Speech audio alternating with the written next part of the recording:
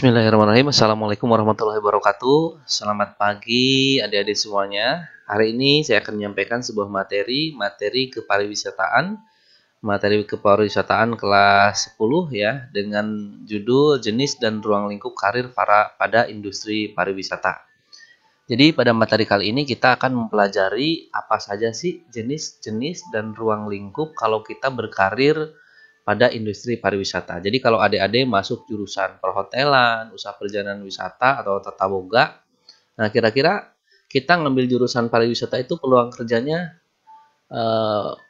besar atau kecil gitu ya. Itu yang terpenting. Jadi jangan sampai kita masuk satu jurusan, masuk satu keilmuan, ternyata jenjang karirnya sudah penuh atau bahkan tidak ada jenjang karirnya, sehingga nanti kalau kita masuk di dunia jenjang karir yang tidak terlalu bagus, maka pendidikan atau program keahlian yang kita ambil itu akan sia-sia. Bisa saja pada saat adik-adik SMK ngambil jurusan A, ternyata pada saat kuliah ngambil jurusan B, yang diakibatkan di jurusan A memang tidak ada potensi di daerah kita ya.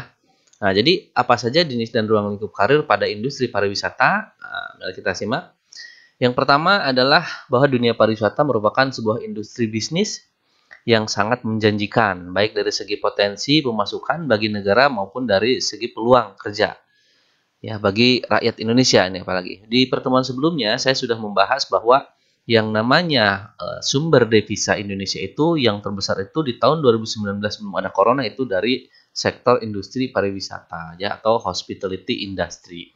Jadi hospitality industry ini segala industri sebenarnya yang berhubungan dengan keramah tamahan. Jadi kalau hospitality industry itu adalah industri keramah tamahan, sehingga yang masuk di sini adalah ya mereka harus ramah tamah ya, yang harus baik bagi tamu atau baik bagi konsumen gitu ya. Nah, kemudian jenis dan ruang lingkup industri pariwisata ini sangat luas ya apabila di bidang pariwisata ya, karena ada karir yang berhubungan langsung dan ada juga yang tidak berhubungan langsung. Jadi dengan adanya pariwisata ada langsung yang terkoneksi, ada juga yang tidak langsung.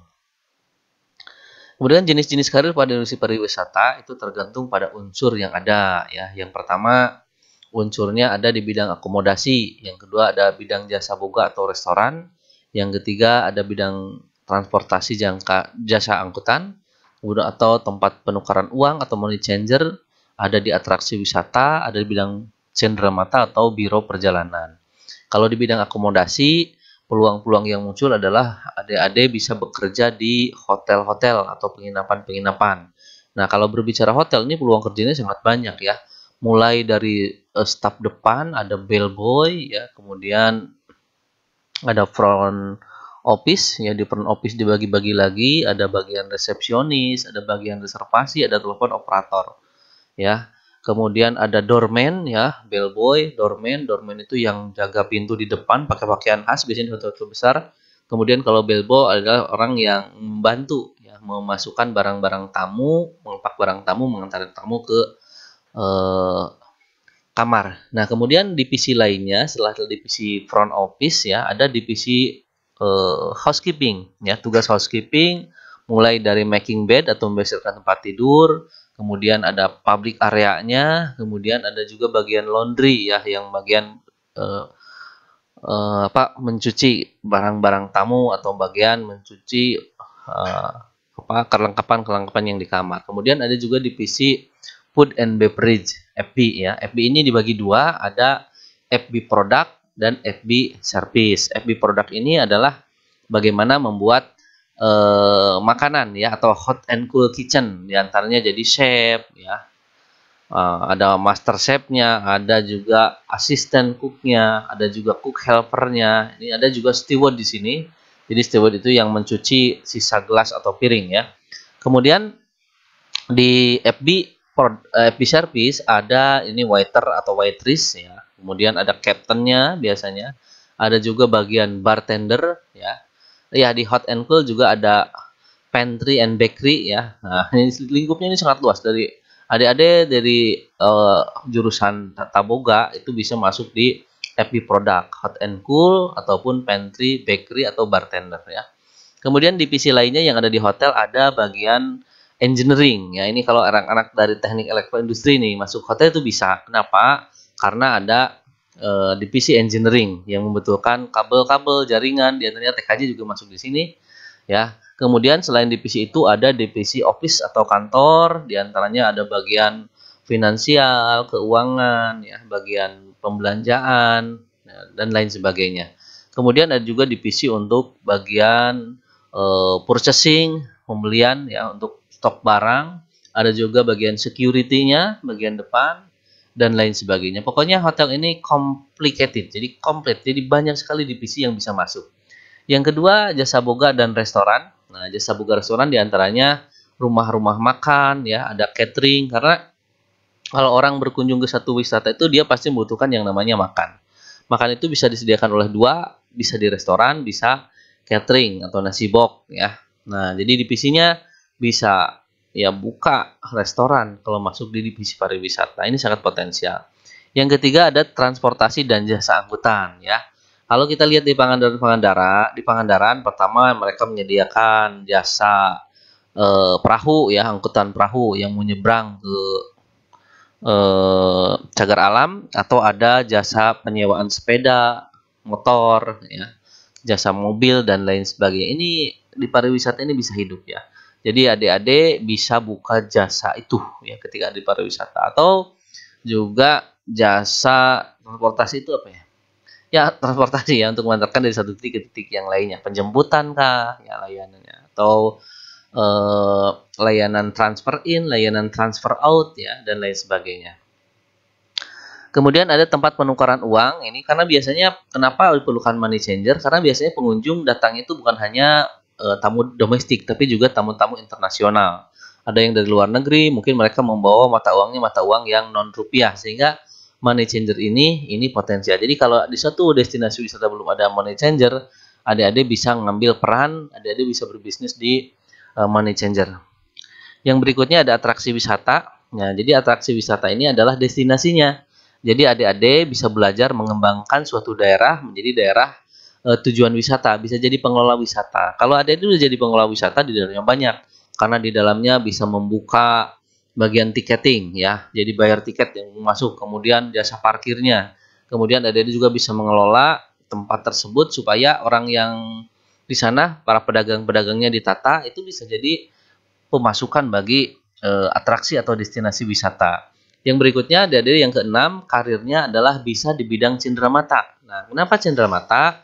Karena biasanya orang ketika dia berkunjung ke satu destinasi wisata, biasanya mereka menginginkan oleh-oleh ya, jadi ada hal yang bisa dibawa pulang, ya bisa main di cenderamata, bisa membuat barang-barang yang unik, bisa membuat makanan-makanan yang unik, ya ini sangat potensial. Yang berikutnya bisa juga di bidang biro perjalanan wisata. Biro perjalanan wisata ini apa? Biro perjalanan wisata itu adalah yang menyediakan jasa wisata, jadi yang membuat paket-paket wisata. Paket wisata apa? Paket wisata yang menyatukan seseorang yang pergi ke satu destinasi wisata bisa lebih murah, dia bisa mendapatkan tempat istirahat, bisa dapat makan dengan transportasi, kemudian atraksi wisata sudah include dan cenderamata juga sudah include. Jadi harganya biasanya lebih murah. Orang kalau bepergian sendiri biasanya ribet karena dia harus punya pengetahuan yang banyak. Bisa-bisa dia kena tipu kalau tidak tahu bagaimana sistem keuangan dan lain sebagainya, harga-harga. Tapi melalui biro perjalanan wisata ini bisa lebih murah. Contohnya dari Bandung ke Pangandaran itu paket 2 hari 1 malam itu bisa di harga misalkan 300.000 atau 400.000, 300.000 bisa ya. Sedangkan kalau kita berangkat sendiri kan bisa saja 300.000 itu hanya untuk ongkos berangkat dan pergi, belum penginapannya, belum makannya. Sementara kalau melalui paket wisata itu bisa di harga 300 ribuan, sudah nginep ya, ada perumahannya, sudah dapat makan dan sudah bisa kembali lagi ke daerah asalnya. Nah, kemudian jenis pekerjaan dalam industri pariwisata ya. Karir ya, pada industri pariwisata adalah jenis layanan jasa, artinya setiap karir yang ada sebagian besar bertanggung jawab untuk memberikan layanan dan memuaskan bagi para wisatawan. Tapi juga jenis karir yang tidak berhubungan dengan langsung ya, ada yang berhubungan dan ada yang tidak berhubungan. Nah, kalau yang berkaitan langsung tadi ya, ada akomodasi, jasa boga atau restoran, kemudian transportasi dan jasa angkutan, ada objek wisata ini langsung ya, sesuai dengan SK Manperpostal nomor KM 98 PW 102 MPP 67. Objek wisata adalah semua tempat atau keadaan alam yang memiliki sumber daya wisata yang dibangun dan dikembangkan sehingga mempunyai daya tarik dan diusahakan sebagai tempat yang dikunjungi wisatawan. Nah, kemudian yang berhubungan langsung juga ini MICE ya. MICE itu adalah Meeting, Incentive, Convention, dan Exhibition. Jadi MICE merupakan suatu jenis kegiatan pariwisata di mana suatu kelompok besar merencanakan dengan matang secara bersama-sama suatu event tertentu. Ya, eventnya ini bisa berbentuknya seminar, bisa berbentuknya pelatihan, workshop, dan lain sebagainya. Ya, nah kalau akomodasi jelas ya ada hotel, lodgement, apartemen, dan sebagainya. Kalau jasa boga itu ada formal restoran, ada cafe, coffee shop, ya, night club, bar, dan sebagainya. Nah, ini adalah jenis karir yang berkaitan langsung dengan industri pariwisata. Akomodasi itu beri ruang lingkupnya memberi jasa akomodasi dari mulai kedatangan, selamat tinggal sampai dengan keberangkatan tamu atau wisatawan ya. Jenis pekerjaannya tadi saya sampaikan ada doorman, bellboy, resepsionis, ya kemudian ada kasir ya untuk pembayaran-pembayaran, ada bagian telepon operator. Telepon operator ini yang mengatur ada telepon masuk itu dibagikan kepada siapa. Ada room boy atau room maid itu yang ada di divisi housekeeping, public area ya yang menjaga kebersihan area di hotel. Kemudian ada linen itu bagian yang menyiapkan kain. Ada storekeeper. Jadi storekeeper itu yang menjaga persediaan ya baik makanan, baik itu alat-alat ya untuk keperluan. Jadi kalau belum dicuci harus segera disiapkan. Ada shimter, ada valet florist ya, bagian florist itu bagian bunga ya, menata bunga-bunga supaya tampak hijau. Kemudian ada laundry, fitness center ya, fitness center atau game instructor karena di hotel biasanya ada yang gitu ya. Ada sales representative yang menjualkan engineering dan lain sebagainya. Kemudian di jasa boga itu memberikan jasa makanan dan minuman ya, dan layanan lain termasuk tari-tarian ya dan nyanyian ya untuk hiburan selama makan.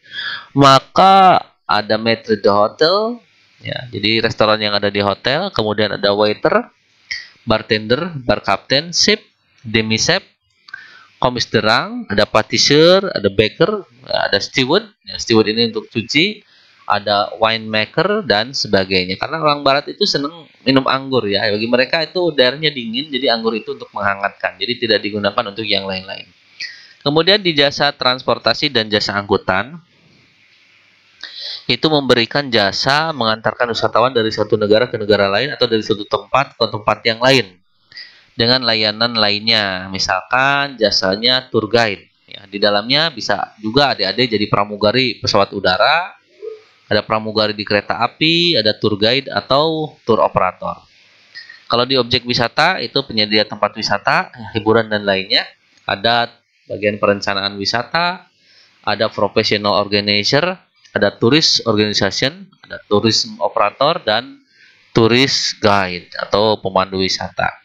Kalau di bidang MICE, Meeting Incentive Konferensi, itu menyelenggarakan berbagai event baik berupa pertemuan, insentif, konvensi, pameran di suatu negara atau kota atau tempat tertentu. Nah, di dalamnya mungkin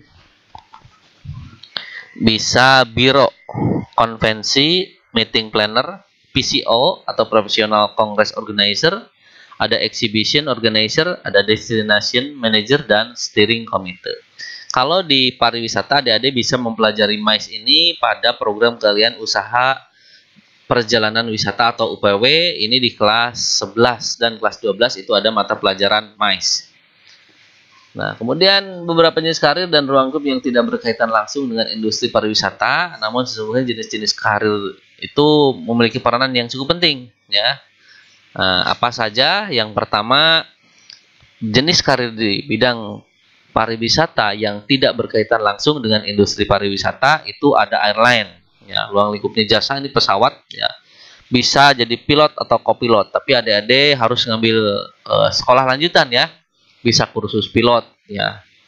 Nah, kemudian ada bidang souvenir ya, souvenir, produk-produk souvenir lengkapnya. Kemudian jenis pekerjaannya adalah ini pengrajin atau bisa jadi penjualnya ya, bisa jadi pengrajin atau penjualnya.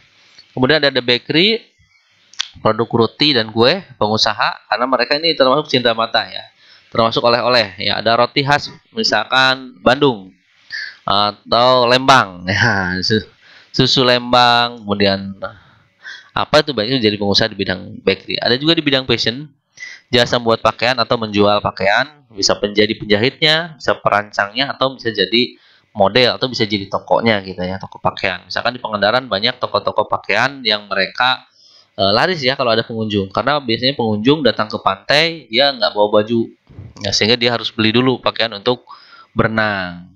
Kemudian bisa jadi artis atau pemusik atau penari ya, karena ya itu bisa di hiburan teater, musik dan lain-lain.